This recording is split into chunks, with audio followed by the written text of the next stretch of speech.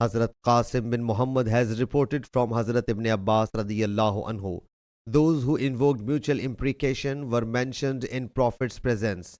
Hazrat Asim bin Adi radiyallahu anhu passed some ill remark about it and returned. A man of his tribe came to him with a complaint that he had found a man with his wife. Hazrat Asim radiyallahu anhu thereupon said, I have been put to this trial on account of my statement. He then, accompanied by that man, visited the Prophet sallallahu alaihi wasallam, and that man notified him sallallahu alaihi wasallam of the man he had found with his wife, and he was pale colored, thin and straight haired, whereas the defendant whom he found with his wife was wettish, plump, calved, and chubby fellow. The Prophet sallallahu alaihi wasallam invoked, O Allah Jalla Jalaluhu, unravel the truth. So that woman gave birth to a child who resembled the one whom he had found with his wife.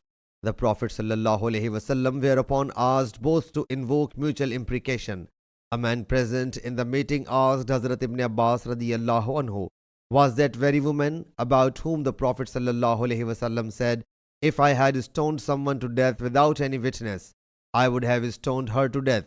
He replied, no, but that woman would commit adultery publicly, even being a Muslim. Sahih Bukhari, Hadith number 6856.